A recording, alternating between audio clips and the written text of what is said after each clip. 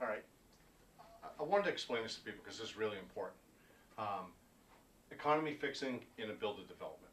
And what I mean by that is when a builder buys a chunk of land and he's going to develop it, whether it's a builder or a developer development, they buy large tracts of land and they'll put anywhere. We're really going to focus on the properties that are between 200 properties and maybe 1,000, okay, or 200 to 500. What they're doing mainly is they're fixing the economy. They're fixing the appraised value. So now again, there's always exceptions to my rules. There's always builders who do things correct, but then there's a lot of builders that really, I'm going to show you some of the traps that they do. Okay, so one of the first things they want to do is they want to get their development off the ground. So let's throw a number out there. We'll call it 300 homes in this development. Okay, so the developer's going to builder developer's going to do 300 homes. His first home he's going to do, first home site, they're going to put all the home sites out. They may break it out in phases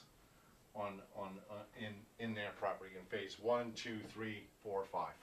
Okay, in the first phase they need to kick it off the ground because they want to start paying for the land and for the infrastructure, putting in the roads, the utilities, building ponds, all that stuff. Usually they build ponds not only for retainage, but they use that fill to build up the lots.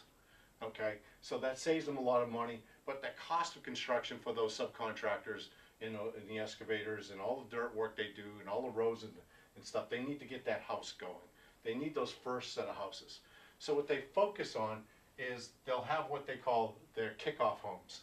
And those kickoff homes may start, for this development, for our example, we'll use 250,000. That kickoff home, and they'll put in, if you buy a home between now and 90 days from now, we'll throw in an extra $10,000 in incentives. Okay?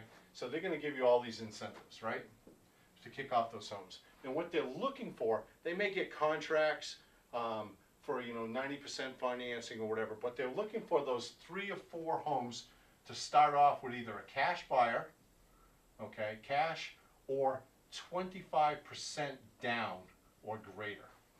And what that's going to allow them to do is use that incentives to offset it. So they're going to put these 3 houses in right away, and they want to close them right here. Those first three houses, okay, 3 homes right away. What that does is, if they're selling these homes at 250, those first 3 homes, they have to go outside the development to have the appraiser comp out those homes. Okay. What they'll do is put incentives. They'll do all kinds of cash kickbacks, seller concessions to get that price up. If that appraisal comes in at 240, they still have the sale at 250,000 for those homes, because there's room with a cash buyer, because he doesn't care, that's really not marked for appraisal. But 25% down, there's fluctuation they can use here, or with seller concession to make it up to that buyer to keep that sales price at the 250. So now they set their mark, even though those houses really only appraised at 240. Now they have 3 transactions that sold at 250. Excuse me. All their other houses, the 80 or 90% financing homes, VA or FHA homes, now can be sold in this section, in this block, and they can slowly push up the pricing. With the incentives, they can add it. Now they're selling homes at 260 to 270 in that range. They're pushing up the values of that property. Now they start making things a little bigger, a little more extras or more incentives in the house, upgrading from coring or doubling the granite, making the kitchens a little larger. Now they're selling homes, they're adding bigger pools on the homes. Now they're selling the homes at 300,000. They're really peaking out, but their cost is still based down here at the 250. So now they're making a lot of their profit. They get the majority of the houses sold. They probably have, even though the curve is here, they probably have 240 to 260 of the homes sold in this time frame. Now they want to exit real fast, so they start cutting back on these prices. They exit out here at 280, 270 range, okay? And then the last 10% of the homes, the last 15, 20 homes, they're going to fire sale these things. Okay, they're going to have a big fire sale. They want to get out development. The profit's been taken out. They want to get out of here. You might even see homes being sold at 240 to 230 in that project. Okay, that's really important.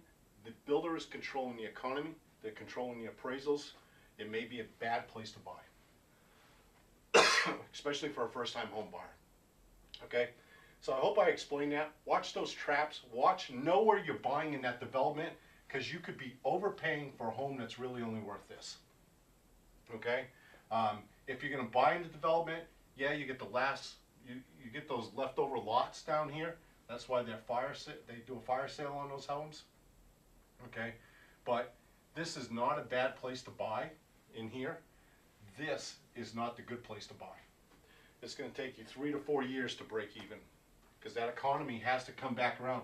That has to be pushed by outside sales to bring those sales prices up if you bought here to catch up to you on an appraised value. So if you're having trouble and you need to be refinanced, you're not going to be able to. Your house is upside down. Brand new home, you're upside down, $20,000, $30,000, $40,000 within a year or two. Not a good deal.